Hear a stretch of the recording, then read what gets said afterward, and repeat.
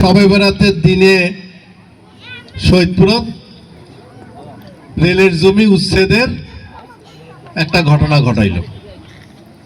ভাই ওমরা কয়েছে বলে ক্ষমতা আছে, কি কইছে না যে আমরা ক্ষমতা আছি, আমাকে ভোট দাও, তাহলে আমরা গোটা মানে বাংলাদেশ সিঙ্গাপুর বানিয়ে দেবো। মূল সমস্যা আছে না, সৈয়দপুরের মূল সমস্যা হলো রেলের জমি, তাই না? আমি আজকে কয়েকটা পথসভা করছি, পথসভা করতে যে জনসভা হয়ে গেছে। তো আজকে যেহেতু আমাদের রেলের সমস্যা, সেই রেলের সমস্যা নিয়ে আমাকে প্রতি মিটিংয়েই বলতে হবে, প্রতিটা জায়গায় বলতে হবে, প্রতিটা স্থানে বলতে হবে, প্রতিটা মানুষের কানে কানে দিতে হবে। তো আজকে আপনারা শবে বরাতের দিনে সৈয়দপুর রেলের জমি উচ্ছেদের একটা ঘটনা ঘটাইল। ভাই ওমরা কয়েছে বলে ক্ষমতা আছে, কি কইছে না যে আমরা ক্ষমতা আছি, আমাকে ভোট দাও, তাহলে আমরা গোটা মানে বাংলাদেশ সিঙ্গাপুর বানিয়ে দেবো, কয়েছে না? তা বাবা তোমরা যদি ক্ষমতা থাকেন এই উচ্ছেদটা কেন হইল? উচ্ছেদটা বন্ধ করতে পারতো না? পারতো কি না পারতো? আমি 6 মাস ছিলাম, কোন অবস্থায় আমি উচ্ছেদ করতে দেই নাই। আপনার শুনি নেন, জানি নেন, কেউ বলতে পারবেন না। আমার রেলের জমি যাতে কোন রকম মানুষের সমস্যা না হয় তার ব্যবস্থা তো করতে হবে। ব্যবস্থা না করে উচ্ছেদ করে কোনো সমস্যার সমাধান হবে? তো আজকে এই বিষয়গুলো নিয়ে আমরা আলাপ আলোচনা, আমি 6 মাসে রেলের জমিকে নিয়ে বহুত পরিকল্পনা করছি।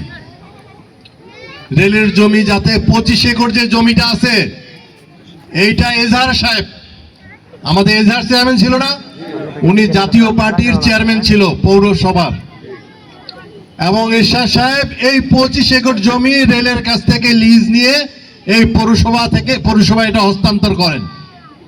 তার বদৌলতে আমরা কিন্তু এখানে ব্যবসায়ীরা শান্তিমতো ব্যবসা করতেছি, এবং এইখানে আমরা বিল্ডিং বানাই ব্যবসা প্রতিষ্ঠান চালাইছি। তো আজকে এই 25 একর জমির অবদান হলো এরশাদ সাহেব আর এজাহার সাহেব, ঠিকই ঠিক আছে না? তার বদৌলতে আমরা এই কাজ, এইখানে আবার আরেকজন কয়েছে যে তোমার বিল্ডিং আমরা ভাঙি দেব। রেলের 25 একর জমি আমার বিল্ডিং আছে, এটা ভাঙি দিবে। আমার বিল্ডিং ভাঙি দেওয়া মানে সৈয়দপুর যত বিল্ডিং আছে সব ভাঙি দেওয়া নয়। মোর বিল্ডিং ভাঙি যাইলে সবার বিল্ডিং ভাঙি লাগবে। এই যে কি চক্রান্ত চিন্তা করছেন, তার উদাহরণ শবে বরাতের রাতে দিয়ে দিল।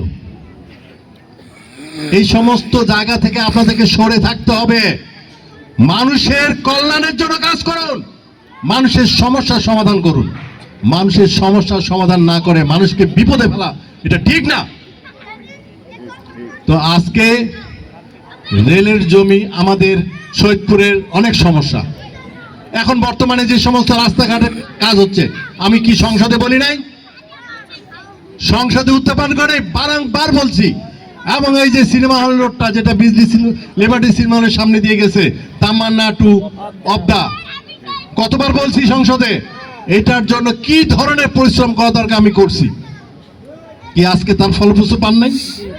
হ্যাঁ, এই ধরনের বহু রাস্তাঘাটের কাজ হচ্ছে। এই যে ক্যাম্পে একটা বড় ট্রেন হয়েছে, এগুলো তো বহু ধরনের আমি চেষ্টা করছি, বিধায় আজকে এই অবস্থানগুলো সৈয়দপুরের সৃষ্টি হয়েছে। এবং এডিবির ফান্ডও নিয়ে আসছি, আমি পৌরসভায় দিছি। আমার এডিবির একটা ফান্ড নিয়ে এসে পৌরসভায় আমি দিছি। কোন এমপি আজ পর্যন্ত এডিবির ফান্ড এই পৌরসভায় আনি দেয়নি। তো আজকে আমরা এই এলাকার উন্নয়নের সাথে রেলের জমির যে সমস্যা আছে সমাধান করব। রেলের জমির মধ্যে আমরা বহুতল বিল্ডিং বানাবো, যাতে আমরা শান্তিমতো থাকতে পারি এবং রেলের কাছ থেকে লিজ নেই। যেটা রেলের দরকার সেই রেলের জমি রেলকে দিয়ে দিব, বাকি জমিটা যেন আমরা কিনবো অথবা তাদের কাছ থেকে লিজ নিব, এবং আমাদের ওই সিস্টেমে এখানে বিল্ডিং হবে এবং শান্তিপূর্ণভাবে আমরা বসবাস করব এবং ব্যবসা বাণিজ্য করব। এইটার তো দরকার নাকি? এটা তো দরকার। এটা যদি আমরা করতে না পারি তাহলে তো শহীদপুরটাই বেকার হয়ে যাবে।